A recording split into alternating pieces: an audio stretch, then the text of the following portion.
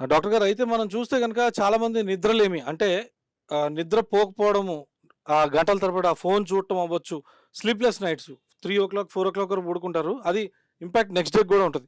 So, అటువంటి నిద్రలేమితో బాధపడుతున్న వాళ్ళకి ఈ అశ్వగంధ ఏ విధంగా పనిచేస్తుంది? యాక్చువల్‌గా మీరు మంచి క్వెషన్ అడిగారు ఈశ్వర్ గారు.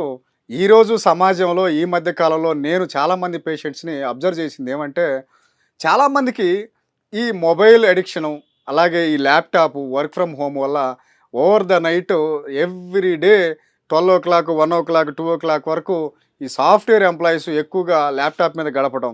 అలాగే నిద్ర పట్టక చాలామంది ఈ టీవీల ముందు కూర్చొని డిఫరెంట్ డిఫరెంట్ షోస్‌ని ఎంజాయ్ చేస్తూ వాళ్ళు ఏం మిస్ అవుతున్నారంటే చక్కటి నిద్రని, చక్కటి హెల్త్‌ని మిస్ అవుతున్నారనేది కూడా అబ్జర్వ్ చేయలేని పరిస్థితిలో ఉన్నారు. కాబట్టి ఈ నిద్రలేమితనం ఇలాగే ఈ మొబైల్ అడిక్షను, ఈ ల్యాప్‌టాప్‌తో ఎక్కువగా స్పెండ్ చేయటం, ఈ టీవీలో ప్రోగ్రామ్స్‌తో టీవీని ఎక్కువగా యుటిలైజ్ చేయటం వల్ల వీళ్ళకి కొంతకాలం తర్వాత నిద్ర పోదామన్నా నిద్ర రాదు. ఈ సమస్యతో చాలామంది ఈ కాలంలో యువకులు గానియండి, ఎక్కువ మంది నేను యువకుల్ని అబ్జర్వ్ చేస్తూ ఉన్నా. వీళ్ళు నిద్ర లేక, ఈ నిద్రపోకపోవటం వల్ల కొన్ని రోజుల తర్వాత, కొంతకాలం తర్వాత వీళ్ళకి డయాబెటిస్ లాంటి డిఫరెంట్ లైఫ్ స్టైల్ డిసీజెస్ కూడా వచ్చే అవకాశాలున్నాయి. దీనివల్ల చక్కటి నిద్ర పోకపోవటం వల్ల నెక్స్ట్ డే మనం చేయాల్సిన పనులు కూడా డిలే అవుతూ ఉంటాయి. సపోజ్ ఎవరైతే మార్నింగ్ 5:00కి నిద్ర లెగుస్తారో వాళ్ళ లైఫ్ స్టైల్ గానియండి, వాళ్ళ ఆహ్, జీవన విధానం గానియండి చాలా డిఫరెంట్‌గా ఉంటది.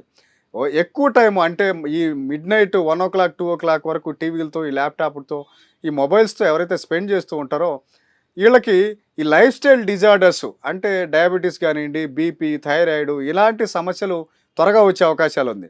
కాబట్టి ఈ సమస్య నుంచి ఇప్పటి వరకు ఫేస్ చేస్తూ ఉన్నవాళ్ళు, ఈ సమస్య నుంచి బయటపడాలి అని అనుకునే వాళ్ళకి అశ్వగంధ ఒక దివ్యమైన ఔషధం అని చెప్పడంలో ఎలాంటి సందేహం లేదు.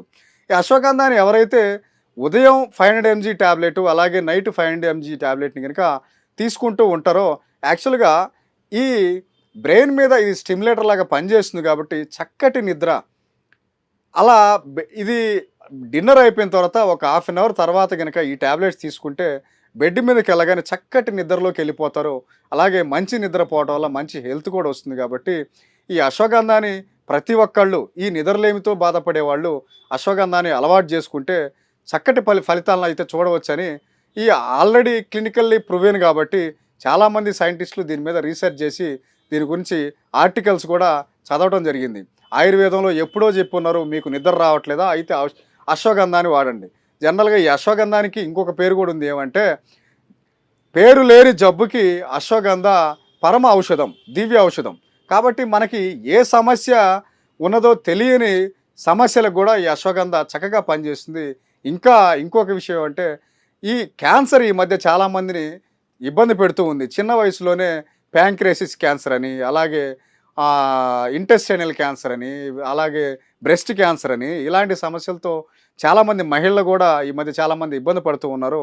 ఎవరైతే మహిళలు అంటే స్త్రీ అశ్వగంధాన్ని గనుక అలవాటు చేసుకుంటే క్యాన్సర్ సెల్స్ ఉన్న ఆ క్యాన్సర్ సెల్స్ ప్రొడక్షన్ని తగ్గించడంలో దాని యొక్క పరిమాణాన్ని తగ్గిస్తూ అలాగే దాన్ని స్టిమ్యులేట్ చేస్తూ ఆ క్యాన్సర్ సెల్స్ని ఎట్టి పరిస్థితుల్లో బాడీ మొత్తం స్ప్రెడ్ అవ్వకుండా చేయడంలో అశ్వగంధ అద్భుతమైన పాత్ర పోషిస్తుంది అనటంలో ఎలాంటి సందేహం లేదు.